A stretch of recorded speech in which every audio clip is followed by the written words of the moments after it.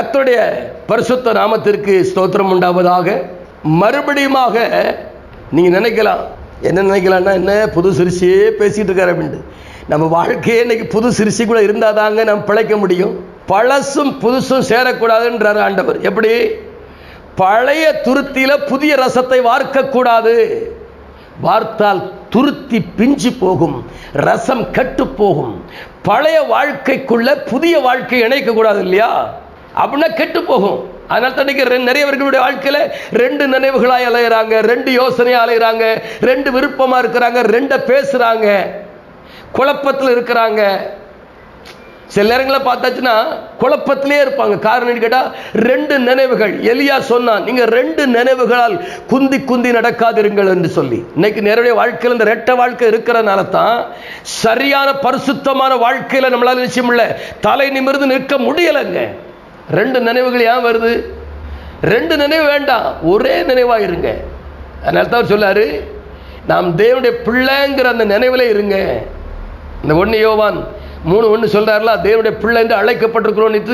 அழைக்கப்பட்ட அழைப்புக்கு நீங்க பாத்திரமான இருங்க. என்னங்க பாத்திரம்? அவருடைய பிள்ளைங்கிற அந்த அடையாளம், அச்ச அடையாளம் உங்க வாழ்க்கைக்குள்ள நிலைத்திருக்கணுங்க. பவுல தான் சொல்றார், இனி ஒருவன் என்னை வருத்தப்படுத்தாது இருப்பானாக, நான் கிறிஸ்துடைய அச்ச அடையாளங்களில் சரத்தை தரித்திருக்கிறேன்றார். அப்போ இந்த ஞானஸ்நானம் பெற்ற அத்தனை பேரும் இயேசு கிறிஸ்துவை தரித்து கொண்டு வாழ்கிறீர்கள் என்று வேதம் சொல்கிறது. ஆனபடியால் உங்களுக்குள்ளே கர்த்தராகிய இயேசு கிறிஸ்துடைய ஜீவன் இருக்கிறது. ஆவியானவர் உள்ள வந்திருக்கிறார்.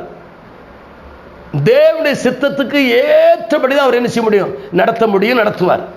நீங்க உலக பிரகாரமான காரியங்களுக்கு, சின்ன சின்ன விஷயங்களுக்கெல்லாம் நீங்க வருத்தப்படுறதே வேண்டாம், எல்லாவற்றையும் விட்டுருங்க.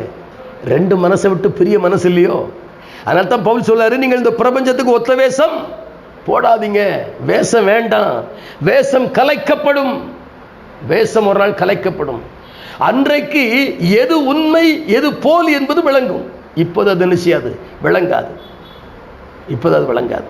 ஆனாலே அதை விளங்கும்படியான காரியத்துக்குள்ளே கர்த்தருடைய ஆவியானவர் உங்களை நடத்துவாராக. சரிங்களா? அதனால தான் அவர் சொல்றாரு, நாம் தேவனுடைய பிள்ளைகள் இல்லையா? சரி, இன்றைக்கு பாருங்க, ஆண்டுடைய சித்தம் என்ன அப்படின்னு கேட்டால், இன்னைக்கு இந்த 9ஆம் மாதம் 25ஆம் தேதி புதன்கிழமை உங்களோடு கூட மனம் திறந்து பேசுகிறேன். என்ன பேசுகிறேன்னா, நான் ஒரு காலத்தில் தடுமாறிட்டு இருந்தேன், தவித்தேன். எது சரி எது பொய்ன்னு எனக்கு தெரியல, எது உண்மை எது. ஆனால் வேத வசனத்தை வாசிக்க வாசிக்க வாசிக்க அதுக்குள்ள இருக்கக்கூடிய அர்த்தங்களை ஆவியானவர் சொல்ல சொல்ல சொல்லதான். ஏன்னா சத்தியத்தை விளக்கி காட்டுறதுக்கு ஒருத்தர் வேணும் இல்லையா? சத்திய ஆவியாகி அவர் வரும்பொழுது சகல சத்தியத்துக்குள்ளும் நம்மை நடத்துவார், உங்களை நடத்துவார். சத்தியத்துக்குள்ள உங்களை நடத்துவார், தேவ சித்தத்துக்குள்ள நடத்துவார். தேவ சித்தம் செய்வதற்காகத்தான் நீங்கள் அழைக்கப்பட்டிருக்கிறீர்கள், பிரித்தெடுக்கப்பட்டிருக்கிறீர்கள். அதனால தான் அவர் சொல்லாரு, நான் உனக்கு அதிகாரம் கொடுத்திருக்கிறேன், இந்த அதிகாரத்தை நீ பயன்படுத்து, உலகத்தினுடைய முடிவு பெரிந்தும் சகல நாட்கள் அவன் கூட இருப்பேன்.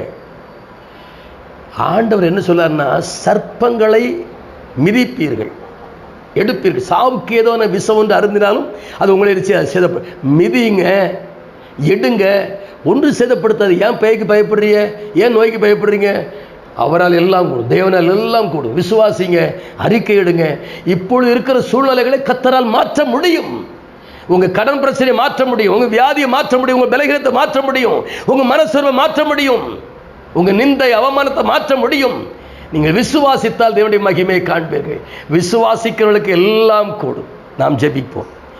மகா பரிசுத்தமும் கிருபையும் இரக்கமும் நிறைந்த அன்பு பிதாவே, இப்படிப்பட்ட காணொலியை, இப்படிப்பட்ட வார்த்தைகளை எங்களோடு கூட பேசுவதற்கு ஆண்டவரே எங்களுக்கு கிடைத்த பெரிய பாக்கியம் என்று எண்ணுகிறேன். ஆண்டவரே, அடியனுக்கு கிடைத்த ஒரு பெரிய பாக்கியம்.